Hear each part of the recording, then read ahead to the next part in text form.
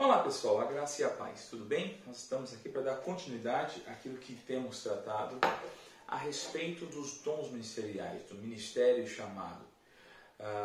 É algo muito importante entendermos que estamos aqui para servir a Deus, né? E vamos servir a Deus, e para que possamos servir a Deus é preciso que estejamos naquilo que se chama do centro da vontade de Deus. Nós, para fazer a vontade de Deus, precisamos descobri-la para a nossa vida. E hoje eu quero conversar um pouco com você sobre como é que descobre o chamado. Existe uma grande preocupação nas pessoas sobre como descobrir o chamado, como vem o chamado.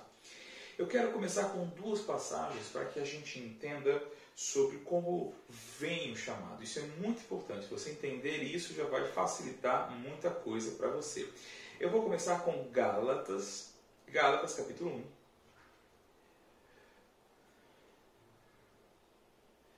E versículo 15.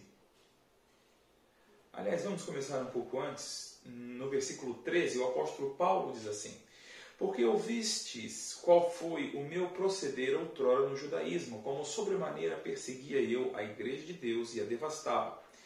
E na minha nação, quanto ao judaísmo, avantajava-me a muitos da minha idade, sendo extremamente zeloso das tradições de meus pais. Então Paulo fala de como ele era dentro do judaísmo.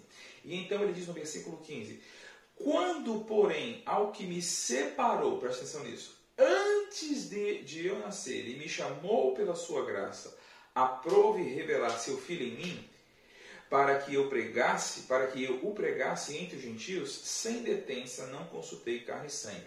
Uma leitura desavisada desse texto pode estar dando a entender uma salvação pré-determinada. Mas Paulo está falando do chamado para pregar, né? Então, e ele diz, aquele que me separou antes de eu nascer. Um texto que é bem mais evidente sobre isso, mas que diz consistentemente a mesma coisa, está em Jeremias capítulo 1. E eu quero abrir lá Jeremias capítulo 1. A partir do versículo 2, diz assim, Jeremias capítulo 1, versículo 2. A Jeremias, veio a palavra do Senhor nos dias de Josias, filho de Amon, rei de Judá, no 13º ano do seu reinado. E aí, versículo 4 diz: A mim me veio, pois, a palavra do Senhor, dizendo: antes que eu te formasse no ventre materno, eu te conheci. E antes que saísses da madre, te consagrei e te constituí profeta às nações. Então lhe disse eu: Senhor Deus, eis que eu não sei falar, porque eu não passo de uma criança.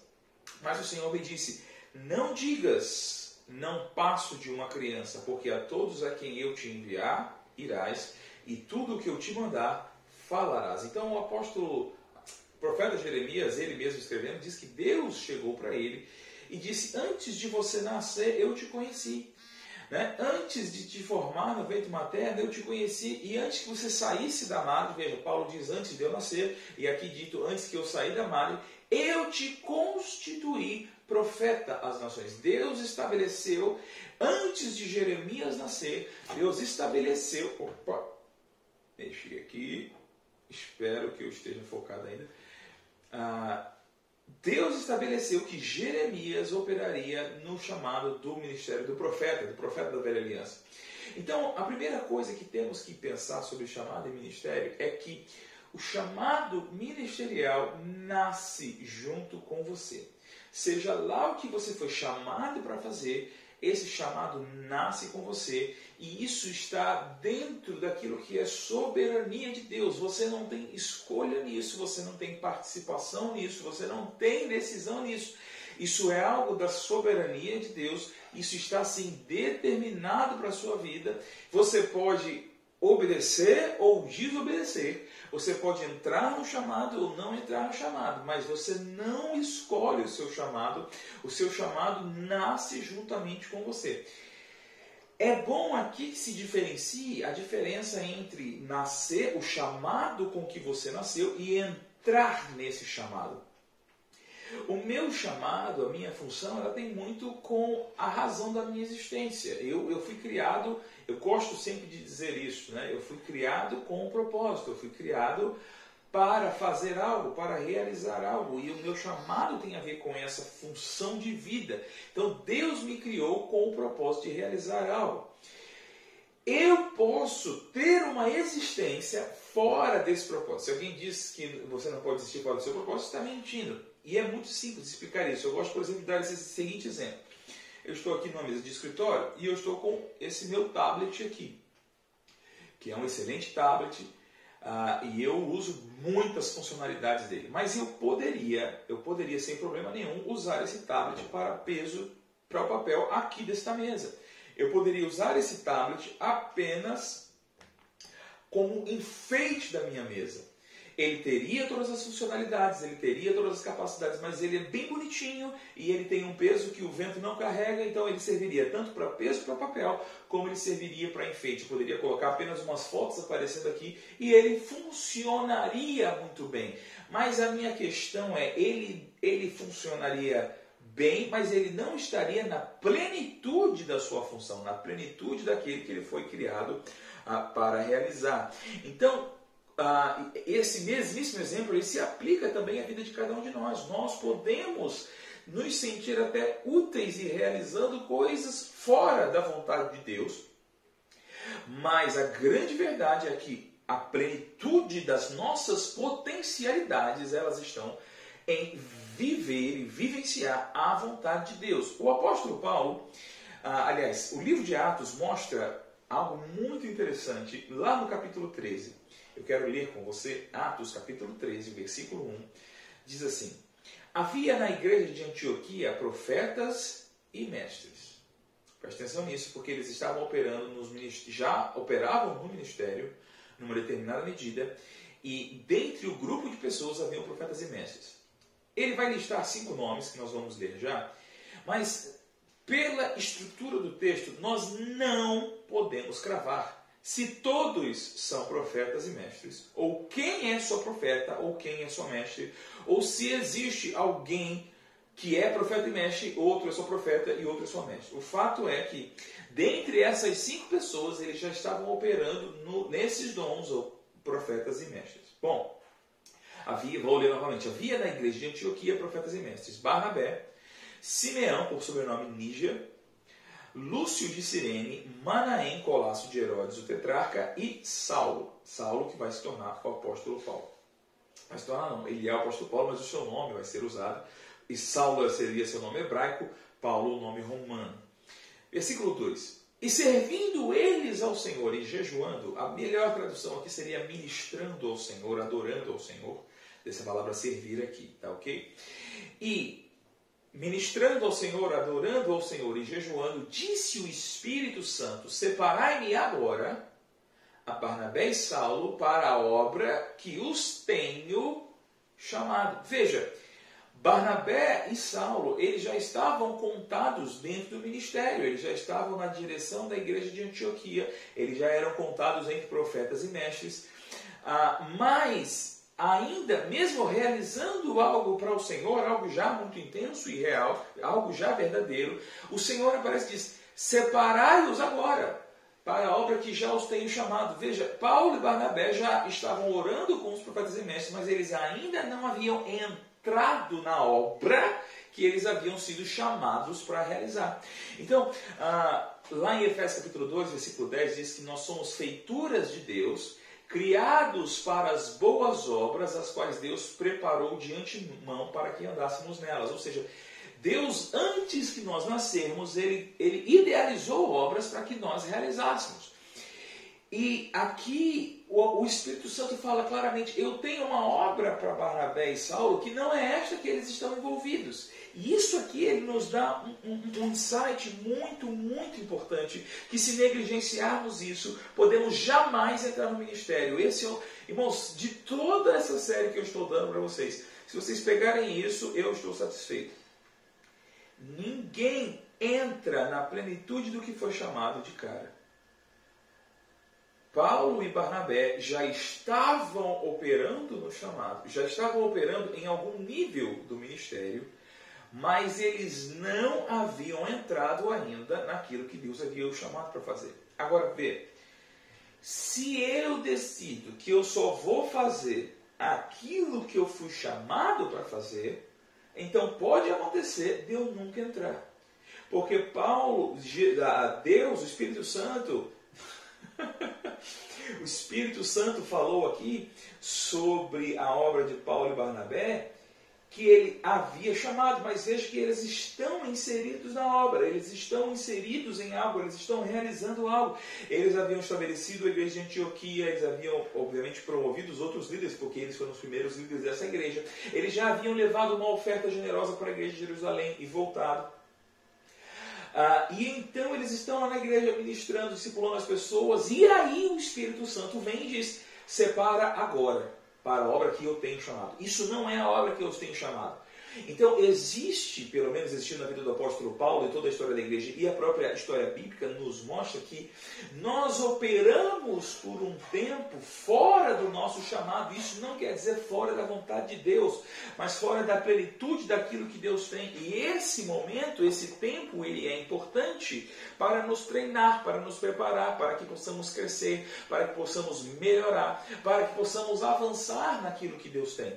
Quando nós crescemos naquilo que Deus tem, quando nós avançamos naquilo que Deus tem, Ele é que vai aparecer, talvez não de forma tão maravilhosa como foi nesse caso de Paulo e Barnabé, mas Ele é que vai guiar os passos. E aqui está um ponto muito importante. Muitas vezes, nós estamos com uma excessiva preocupação sobre descobrir o meu chamado, entrar no meu chamado. E às vezes essa preocupação que não está equivocada, porque o que nós queremos é buscar a vontade do Senhor, o que nós queremos é agradar ao Senhor, é fazer a vontade do Senhor, mas se essa vontade excessiva, essa preocupação se ficar nessa questão de descobrir o chamado, o que pode acontecer? Pode acontecer da gente se deslumbrar com alguma coisa que a gente imagine que é o nosso chamado e deixe passar a oportunidade de entrar nesse barco aqui que vai nos levar para onde é de fato o nosso chamado. Paulo e Barnabé, eles estavam ministrando ao Senhor, eles estavam jejuando, eles estavam servindo na igreja de Antioquia, e então Deus pôde falar. Se nós não estamos inseridos numa realidade dessa, talvez Deus não tenha uma clara oportunidade de falar, chegou a hora. Então, eu quero dar alguns conselhos, né? Primeiro, o chamado vem do Senhor. Você não decide. Segundo, o que nós vemos aqui, e nós vamos ver rapidamente, aquele texto de 1 Coríntios, capítulo 12, ele é muito interessante, capítulo 12, versículo 28 de 1 Coríntios, preste atenção nisso aqui. A uns estabeleceu Deus na igreja. Eu queria ler apenas essa frase, depois ele vai listar os dons. Veja, é Deus quem estabelece na igreja. Não é na minha força, não é na força do meu. Deus estabelece na igreja. Como nós vimos na semana passada, o dom que nós temos para servir é a habilidade de Cristo, não é nossa, não é sua habilidade, não é sua capacidade, é a habilidade de Cristo para ministrar. E essa habilidade é plantada e estabelecida na igreja por Deus. Então, muitas vezes nós estamos tentando controlar aquilo que não é do nosso controle. Estamos tentando decidir o nosso chamado, estamos tentando decidir quando é que a gente vai entrar no chamado, estamos tentando decidir o que a gente deve fazer, mas estamos tentando fazer força para estar no chamado, mas a força para o chamado vem de Cristo, a habilidade para o chamado é o Espírito Santo, o estabelecimento da igreja é Deus, a hora de entrar também parece que é Deus. O que é que nós podemos controlar? Eu sei que eu já falei um pouco sobre isso, mas vou voltar novamente nisso. Bom, se entrar no chamado é desfrutar da vontade de Deus, é entrar no plano de Deus para a nossa vida, aprender a conhecer a vontade de Deus é, com certeza, o caminho mais rápido para entrar rapidamente no chamado. E aí nós não podemos fugir de Romanos capítulo 12 e versículo 1 e 2.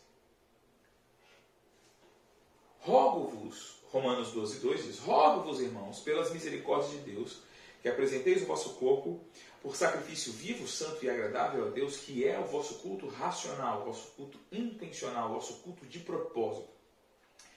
E não vos conformeis com esse século, mas transformai-vos pela renovação da vossa mente, para que então experimenteis qual seja boa, agradável e perfeita vontade de Deus. Então, Paulo fala de duas atitudes que precisamos ter. A primeira delas é entender que nós precisamos, para entrarmos no chamado, nós precisamos estar agradados, Deus precisa estar agradado de nós. Né? Não podemos imaginar que vamos entrar no chamado que Deus nos deu estando em desobediência a Ele. Não podemos imaginar que vamos estar ou entrar no chamado que Deus nos deu e fazendo aquilo que desagrada a Deus. Precisamos, em primeiro lugar, agradar a Deus. E manter o nosso corpo sacrificado no sentido de controlado, em submissão, não se entregando aos desejos, aos prazeres da carne, isso agrada a Deus. Isso para nós é sacrificial, mas para Deus é alegria. E Deus se sente cultuado quando você começa a controlar a sua carne. Isso é um culto pessoal, racional, intencional que você dá a Deus quando você controla a sua carne. E sobre como fazer isso, outras séries podem surgir por aí, mas eu sei que o seu pastor te ensina bem sobre isso. O versículo 2 diz: e não vos conformeis com esse século, no sentido de que nós não podemos ter a forma desse mundo. Nós precisamos entender que para operar no reino de Deus, as regras do que funciona nesse mundo não funcionam. São outras regras. Então nós precisamos mudar a nossa forma de pensar. Nós precisamos mudar as regras, as leis, as condutas, os raciocínios, os hábitos que permeiam os nossos pensamentos. Então, nós vamos ser transformados no que? Sair da vida mundana para a vida que agrada a Deus, a partir do momento que nós renovamos a nossa mente. A palavra renovação aqui, ela dá uma ideia de uma completa mudança, e a palavra transformar é a palavra metamórfico, da onde vem metamorfose. Então, ele está falando de uma total e absoluta mudança do jeito de pensar. O jeito de pensar mundano jamais pode nos colocar na plenitude do nosso chamado. Para entrarmos na plenitude do nosso chamado, é preciso que deixemos o jeito mundano de pensar e passemos a aprender a pensar como Deus pensa. E então vamos experimentar a boa, agradável e perfeita vontade de Deus. E obviamente nesse lugar está o chamado de Deus para a nossa vida. Então, primeira coisa sobre entrar no chamado é manter a carne em sujeição e aprender a renovar ou transformar a sua forma de pensar e aprender a pensar como Deus pensa. Aqui mesmo em Romanos, no capítulo 8, o apóstolo Paulo fala sobre aqueles que têm a mentalidade da carne, vão fazer o que a carne deseja, mas aqueles que têm a mentalidade do Espírito vão dar para a vida e paz. Então, agradamos a Deus quando temos uma mentalidade do Espírito, uma mentalidade voltada para o que o Espírito revela, o Espírito Santo diz. Então, primeira coisa, vamos recapitular. Eu não escolho meu chamado, isso é Deus que faz. Eu não decido como é esse chamado, isso é o dom de Cristo. Eu não me imponho no chamado, Deus é quem estabelece. O que eu posso fazer para acelerar? Eu posso apresentar meu corpo por sacrifício vivo, santo e agradável. Eu posso renovar a minha mente. Quando pensamos no processo da vida de Paulo, nós vemos que existe um processo chamado fidelidade, que é muito importante. Então, ao olhar para o ministério do apóstolo Paulo, ao olhar para Timóteo, a história que a Bíblia fala na Bíblia, o que é falado na Bíblia sobre a progressão ministerial, nós vamos ver que fidelidade esteve envolvida. Timóteo serviu Paulo e foi colocado como bispo das igrejas que Paulo estabelecia. Paulo estava aqui junto com Barnabé e depois ele vai ser colocado na obra que ele foi chamado, ele e Barnabé. João Marcos estava naquele momento com eles, falhou, mas depois voltou ao caminho da fidelidade e foi recolocado no seu lugar. Silas serviu o apóstolo Paulo e depois entrou, e a Bíblia vai exaltar o trabalho de Silas, vemos a mesma coisa com Lucas. Então tudo isso nos mostra que o caminho da fidelidade, ele é o caminho que vai nos conduzir para o que Deus tem para o nosso chamado. E aí existe uma coisa muito importante. Eu quando, não sei quantos sabem, mas eu já pastoreei por 8 anos, e quando eu pastoreava, eu aprendi uma frase.